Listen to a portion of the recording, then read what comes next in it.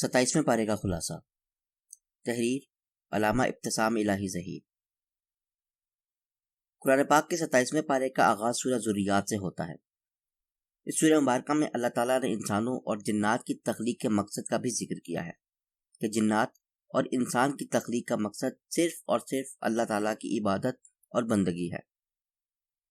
اللہ تعالیٰ فرماتے ہیں کہ نہ تو مجھے ان سے رزق کی طلب ہے، نہ میں نے کبھی ان سے کھانا مانگا ہے۔ اس کے بعد سورہ طور ہے۔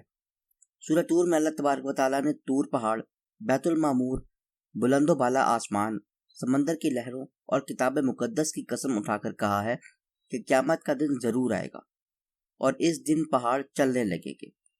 اس دن یوم جزا کو جھٹلانے والے لوگوں کو جہنم کی آگ کا سامنا کرنا پڑے گا اور ان کو کہا جائے گا کہ یہ وہ آگ ہے جس کا تم انکار کیا کرتے تھے۔ اس کے بعد اللہ تبارک و تعالیٰ نے اس بات کا ذکر کیا ہے کہ اہل تقوی جنت اور نعمتوں میں پروردگار کی عطاؤں سے بہرہ مند ہو رہے ہوں گے اور ان کا رب ان کو عذاب جہنم سے بچا لے گا۔ ان سے کہا جائے گا کہ اپنے اعمال کے بدلے جو چیز چاہے کھاؤ پیو، اور وہ ایک دوسرے سے جڑے قطار میں بچھے تختوں پر ٹیک لگائے ہوئے ہوں گے، اور اللہ تعالیٰ کشادہ اور بڑی آنکھوں والی حوروں کو ان کی زوجیت میں دے گا۔ اگر ایمان اور اعمال صالح میں اپنے آبا کی پیروی کی ہوگی تو وہ اللہ تبارک و تعالیٰ جنت میں ان کی اولاد کو بھی ان سے ملا دیں گے۔ اس سورہ مبارکہ میں اللہ تعالیٰ نے اس امر کا بھی ذکر کیا ہے کہ رسول کریم صلی اللہ علیہ وسلم نہ تو معاذ اللہ کاہن تھے اور نہ ہی شاعر۔ اللہ تعالیٰ فرماتے ہیں کہ اگر کافر اپنے الزامات میں سچے ہیں تو ان کو چاہیے کہ قرآن مجید جیسی کوئی دلیل، کوئی بات پیش کریں۔ جو لوگ اللہ تعالیٰ کو نہیں مانتے ان کو سوچنا چاہیے کہ ان کو کس نے بنایا ہے، یا وہ خود ہی اپنے خالق ہیں۔ در حقیقت اللہ تبارک و تعالیٰ کی ذات کا انکار کرنے والوں کے دلائل انتہائی کمزور اور کھوکھلے ہیں۔ اس صورت میں اللہ تعالیٰ نے رسول اللہ صلی اللہ علیہ وسلم کو صبر کی تلقین بھی کی اور کہا کہ آپ اپنے پروردگار کے حکم پر صبر کریں، بے شک آپ میری آنکھوں کے سامنے ہیں۔ یعنی جو صبر بھی رسول اللہ صلی اللہ علیہ وسلم کریں گے اللہ تعالیٰ اس سے بخوبی آگاہ ہوں گے، اور اللہ تعالیٰ کی محبت اور معیت ہمیشہ صبر کرنے والوں کے ساتھ ہوگی۔ سورہ طور کے بعد سورہ نجم ہے۔ اس سورہ مبارکہ میں پروردگار عالم نے فرمایا ہے کہ رسول اللہ صلی اللہ علیہ وسلم اس وقت تک کوئی کلام نہیں کرتے جب تک مالک کائنات ان پر وحی کا نزول نہیں فرماتے۔ اس صورت میں اللہ تعالیٰ نے رسول اللہ صلی اللہ علیہ وسلم کے سفر معراج کا بھی ذکر کیا ہے اور یہ بھی ارشاد فرمایا کہ انہوں نے سفر معراج میں اپنے پروردگار کی بہت سی نشانیوں کو دیکھا تھا۔ اللہ تعالیٰ فرماتے ہیں کیا جو میرے بندے نے اپنی آنکھوں سے دیکھا تم اس پر شک کرتے ہو؟ اس سورہ مبارکہ میں اللہ تبارک و تعالیٰ نے اہل کفر کے اس باطل عقیدے کا بھی ذکر کیا ہے کہ وہ فرشتوں کو عورتیں قرار دیتے تھے۔ اللہ تعالیٰ فرماتے ہیں کہ جو لوگ آخرت پر ایمان نہیں لاتے وہ فرشتوں کو عورتیں قرار دے دیتے ہیں اور ان کے پاس اس حوالے سے کچھ بھی علم نہیں۔ وہ لوگ صرف وہم اور گمان کی پیروی کرتے ہیں، جبکہ گمان حق کے مقابلے میں کوئی فائدہ نہیں دیتا۔ اس سورہ میں اللہ تعالیٰ نے فرمایا کہ جو لوگ کبیرہ گناہوں اور فحاشی کے کاموں سے اجتناب کرتے ہیں اللہ تعالیٰ ان کو معاف فرما دے گا۔ ساتھ ہی اللہ تعالیٰ نے اپنے علم کی وسعت کا بھی ذکر فرمایا کہ اللہ تعالیٰ انسانوں کو اس وقت سے جانتے ہیں جب ان کے خمینوں کو مٹی سے اٹھایا گیا اور وہ اپنی ماؤں کے پیٹوں میں موجود تھے۔ اس سورہ مبارکہ میں اللہ تعالیٰ نے ابراہیم علیہ السلام کی صحیفوں اور موسیٰ علیہ السلام پر نازل ہونے والی وحی کے اہم مضامین کا ذکر کیا کہ ان صحیفوں میں اللہ تعالیٰ نے ارشاد فرما دیا تھا کہ بے شک انسان کے لیے وہی کچھ ہے جس کی وہ کوشش کرتا ہے، اور وہ اپنی کوشش کو اپنی آنکھوں سے دیکھ لے گا۔ اس صورت میں اللہ تعالیٰ نے ان لوگوں کی مذمت کی ہے جو قرآن مجید پر تعجب کرتے ہیں اور رونے کی بجائے ہنسی مذاق میں اپنا وقت بتا رہے ہیں اور موسیقی سننے میں اور دیگر لغویات میں اپنا وقت ضائع کر رہے ہیں۔ بس اللہ تعالیٰ کے سامنے سجدہ زیر ہونا چاہیے اور اسی کی عبادت کرنی چاہیے۔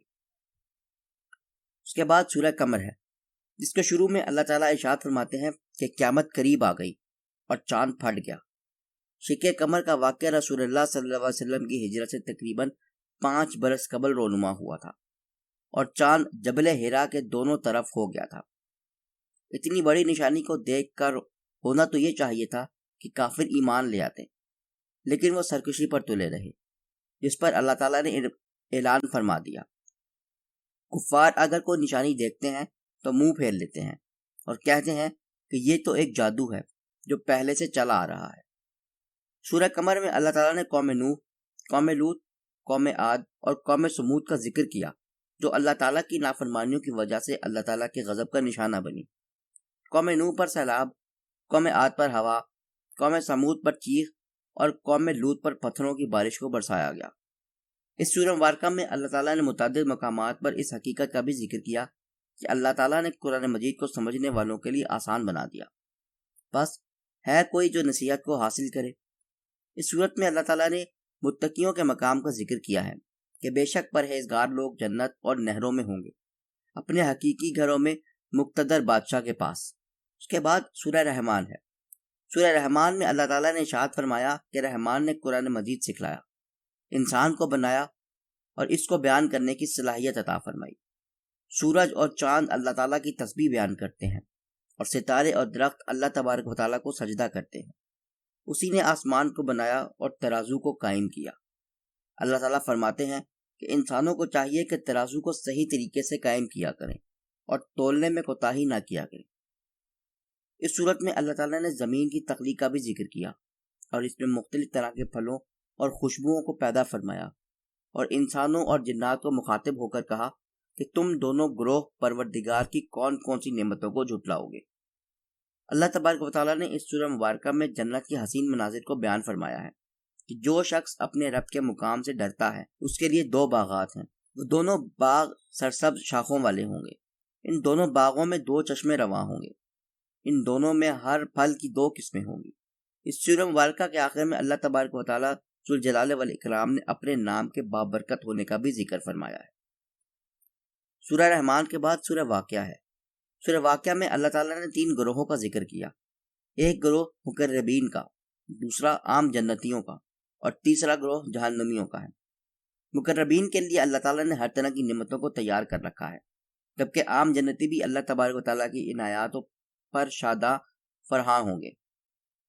ان کے برعکس جہنمیوں کو تھوہر کا درخت کھانا پڑے گا جس سے ان کے معدے ابل اور پگھل جائیں گے اور ان کو پیپ اور بھاپ والا پانی پلایا جائے گا۔ سورہ واقعہ کے بعد سورہ حدید ہے۔ اس سورہ مبارکہ میں اللہ تعالیٰ نے اپنی صفات کا ذکر کیا کہ وہ اول بھی ہے اور آخر بھی، ظاہر بھی ہے اور پوشیدہ بھی، اور وہ ہر چیز کو جاننے والا ہے۔ اس صورت میں اللہ تبارک و تعالیٰ نے صحابہ کرام کی 2 جماعتوں کا بھی ذکر کیا کہ فتح مکہ سے پہلے اسلام لانے والے صحابہ کرام کا مقام فتح مکہ کے بعد ایمان لانے والوں کے مقابلے میں زیادہ ہے، البتہ دونوں گروہ جنتی ہیں۔